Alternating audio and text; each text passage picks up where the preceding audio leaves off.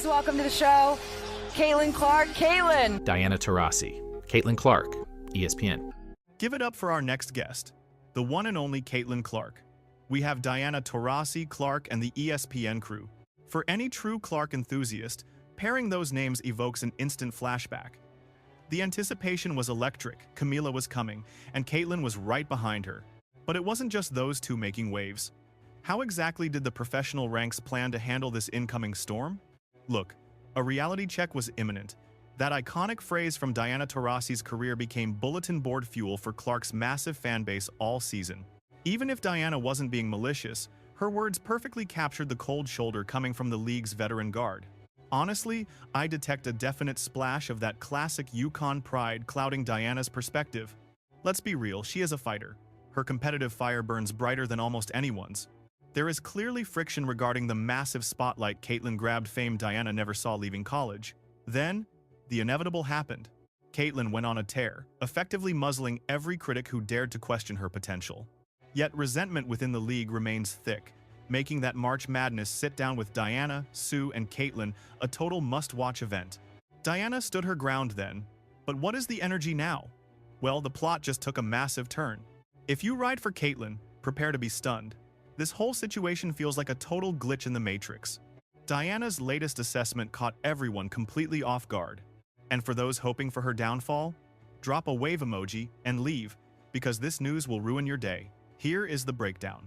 Icons Diana Taurasi and Sue Bird host their Bird and Taurasi show, where they held a viewing party during the NCAA title game. Picture a relaxed, high-energy broadcast where former stars just kick it and talk shop during the action. Heavy on the strategic breakdowns, seasoned with a healthy dose of professional banter. No big deal, right? Except for their special guest, the phenomenon herself, Caitlin Clark. Can they get a shot off in time? Clark lets it fly for the win. Bringing her on to dissect the game was the easiest decision ever. Caitlin didn't just play, she redefined college basketball. She claimed the throne as the highest scorer in college history, dragging Iowa to the championship game 2 years running. She was lights out when it mattered most, dropping 40 points in high-stakes drama. From deep, you better believe it. Between that trademark swagger and those undeniable statistics, she brought a level of electricity the sport had never witnessed.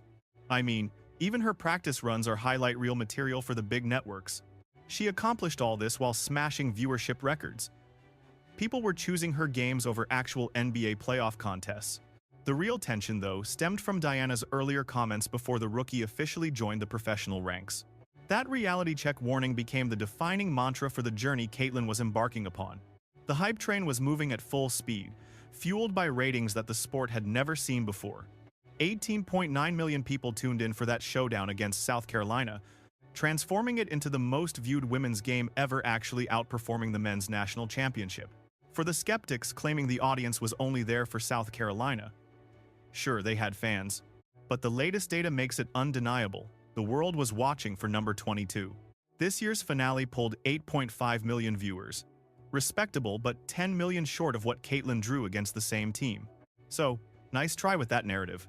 As she transitioned to the pros, intense scrutiny followed, largely driven by the league's established veterans. 5 quick ones for Clark. Then Thomas levels her no whistle coming for the rookie this time around. Legends who fought for media attention for decades suddenly saw every lens focused on a single newcomer. If we're being honest, a lot of that friction looked suspiciously like pure envy. Whispers circulated that she needed to prove her worth, making that reality check comment a viral sensation. It turned into a battle cry for everyone engaged in the ongoing debate surrounding her presence. The old-school crowd backed Diana, arguing she was merely preparing the kid for the brutal physicality of the professional game. Clark's loyalists viewed it as a patronizing dismissal of a player who had just shattered every offensive record in existence. And honestly, there is some truth there. The professional level is an entirely different animal. Caitlin definitely hit some speed bumps early on, she admits it, but she never buckled. She evolved. She sharpened her game, then went on a statistical rampage that left everyone speechless. Wheeler finds her nothing but net. Following the Olympic hiatus, Caitlin caught fire with 23 points per night, discovering a lethal rhythm and veteran-level poise. She transcended basic scoring to become a true general, dragging a historically struggling franchise straight into the postseason spotlight. This wasn't some lucky streak, it was a total league revolution. By the finale, she notched 19.2 points, 5.7 boards, and a record-shattering 8.4 assists across 40 starts. She obliterated the single-season assist record with 337 and established a new rookie scoring peak at 769 points. Furthermore, her 122 triples set a freshman record. She absorbed the physical toll, mastered the speed, and silenced every skeptic through pure dominance. Naturally, the entire basketball world was glued to the screen to see how the confrontation with Diana would actually unfold. Diana didn't waste a single moment before addressing the tension head-on. Much appreciated. My congratulations to you. It seems like the cold, hard truth is finally hitting me. The exchange felt lighthearted, yet the underlying message was far more significant than most fans realized. In that moment, she essentially confessed her previous doubts were wrong, humbling herself on national television when she could have stayed silent. While Caitlin laughed along, make no mistake, this was a massive public pivot that could have easily remained a private matter. For what it's worth, there appeared to be zero genuine animosity between the two throughout the 2024 campaign. Diana was a childhood idol for Caitlin, who has always shown immense reverence for the legends of the game. Some argue she's perhaps too deferential, but Diana's praise is a massive signal that the vocal critics should pay attention to. It is high time she receives her flowers. With 8 minutes left, Clark creates a sliver of space and drains a long-range bomb. Honestly, you won't believe the rest of the sound bites I have lined up from this particular sit-down. The entire vibe is incredibly refreshing and suggests the league's old guard is finally turning a corner. As teams move, Fever Games to massive NBA arenas and networks broadcast 41 of her 44 matchups nationally, her impact is simply undeniable. We are finally seeing a shift where public validation from the icons of the past is becoming standard procedure. Those who once hesitated to embrace her are now rolling out a golden welcome to the most exclusive club in sports. The adjustment period is over. They speak to Caitlin like a seasoned pro, which makes sense because she's now the sport's definitive trendsetter. She is the one currently defining the gold standard for the game. From the hardwood to the dressing room, her leadership is absolute.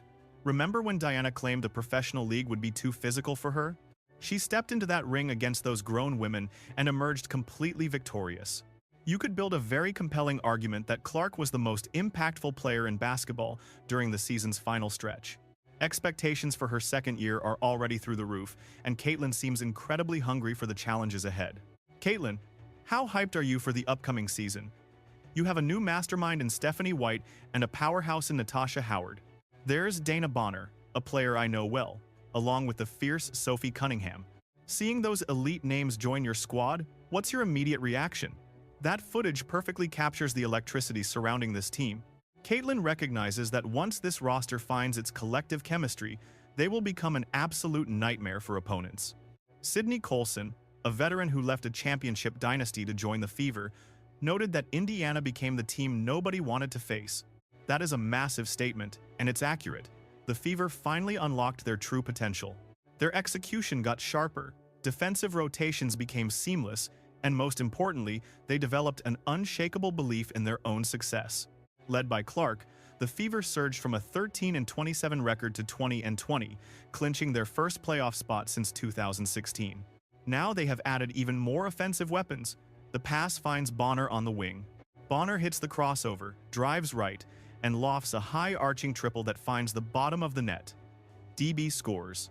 Cunningham is starting to heat up. Her shot from beyond the arc is pure. With Bonner, Howard, and Cunningham, the roster is packed with battle-hardened vets, all managed by a coaching upgrade in Stephanie White. Of all the moves made by the front office, securing this new leadership might be their most brilliant stroke. Caitlin herself has pointed out that the team has undergone a complete and total transformation. While it takes time to click, the championship pedigree they've imported will drastically shorten the team's learning curve. And those rumors about a fractured locker room? Pure fiction. You have to wonder where that narrative even started. If you believed the skeptics like Cheryl Swoops, you'd think the environment was toxic and the veterans were looking for the exit. However, the reality of this offseason has completely silenced those doubts. Championship veterans and elite players with options only commit to Indiana if the team atmosphere and culture are genuinely thriving and solid. That happens when there is a tangible evolution, a magnetic energy, and a shared vision that athletes are desperate to be part of. In case anyone questioned the chemistry, Caitlin neutralized that talk instantly. It wasn't just a simple retort, it was a definitive statement. It's a reality check because while journalists fueled speculation, the locker room was actually having a blast, clicking, and building a foundation. The entire toxic locker room narrative was manufactured garbage, much like the other nonsense frequently projected onto Caitlin Clark's professional career. This roster stays unified, pushing through the daily grind and finding genuine joy in the collective hustle while they grow together. Naturally, Caitlin has had to navigate through her fair share of baseless rumors and distorted stories during her meteoric rise. Such pressure follows those at the pinnacle, yet that doesn't make the constant noise and distractions any less aggravating for her. It is exhausting when your name dominates the news cycle for reasons that have absolutely zero relevance to your actual performance. Having your integrity and leadership questioned is draining, but what is truly elite is the poised way Caitlin handles the scrutiny. She avoids social media wars and avoids spiraling. Instead, she just laces up, dominates the court, and keeps piling up victories. That level of zen is exceptionally rare and serves as a fundamental part of what defines her as a genuine leader. She isn't merely a scoring leader. She inspires by remaining calm under fire and leading the squad through her daily actions. Those gains show in my recent play. You've clearly been eyeing my biceps, and yeah, they are definitely looking quite solid. It is impressive, prompting Diana and Sue to investigate the details of Caitlin's intense and focused off-season physical training regimen. It is widely known she's hit a new fitness peak, yet when that sideline flex went viral during the game, she never used it to belittle her opponents. She used the moment to highlight the massive growth in her mental and physical performance during this current season. This isn't the first time the athlete has hit the iron hard and fueled her system like a seasoned professional. Clark added 2 pounds of pure muscle in 1 month right after that heated and physical altercation with Kennedy Carter. Returning from the Olympic hiatus, she appeared more resilient, physically durable, and completely impossible for her opponents to rattle. Her shooting efficiency surged as she began embracing physical contact and powering through defenders in the lane with newfound strength. That viral flex was a mission statement. She's fully arrived and is perfectly engineered for this high level of competition. Entering this season even sharper, Clark is prepared to dismantle any physical or mental pressure that the league throws her way. The real kicker. Her physical gains are just the beginning, as her brilliant basketball intuition has legends like Diana Taurasi herself talking about her. People mistake her poise for slowness, but she navigates the court with the wisdom of a 10-year veteran rather than a sophomore. You'll hear analysts claim she chooses the correct play 9 out of 10 times whenever she is on the floor.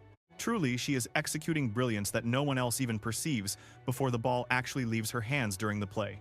Howard shouts to fire away. Clark spins, drives, and finishes to jumpstart the entire Indiana offensive unit during the game. Whether delivering pinpoint passes or drawing the defense to liberate teammates, her mind operates 3 steps ahead of the competition. Such high praise is well-earned, as her basketball intelligence shines through every single decision she makes on the hardwood. Merging that genius with her range and new frame creates a player who is an absolute nightmare for any defense to contain. The whole league and Taurasi both know it. Based on the recent flood of public praise, the veterans are finally acknowledging her greatness out loud for everyone to hear. This segment was a breath of fresh air, proving that legends don't just tolerate her, they truly respect her as a peer. The conversation has transformed from skepticism into genuine admiration from some of the sport's greatest icons over the past year. The veterans and Hall of Famers see her talent clearly, and they are finally speaking that truth publicly to the world. She arrived and conquered the doubts. Now the league realizes Clark isn't just playing, she is reinventing the entire sport. Finally, just look around at the unprecedented explosion of national television coverage across the country. Arena upgrades for her visits and sellouts during the preseason. That level of hysteria is entirely earned through her hard work. This is the Clark effect in full force, and its impact is only growing more powerful as the season progresses. With elite reinforcements like Bonner and Howard joining the ranks, this Indiana roster has suddenly become a serious problem. The Fever aren't waiting 5 years to win. They are championship contenders right now, in this current season of play. This year feels like her show on high volume, and no, that isn't a joke about her physical growth or muscles. Legends like Lisa Leslie and Cheryl Miller are backing her, confirming she's the revolutionary force this league truly needed to see. Rather than merely tracking the Fever, they're fueling the fire themselves. Validating the whispers of the faithful, Caitlin emerges as the catalyst elevating the entire league. I'm curious about your perspective. Is the power shift finally permanent? Could this be the dawn of a transformed league? Share your outlook in the thread. Grateful for your time today. For those hanging on, hit that heart, spread the word, and I will catch you in our upcoming piece.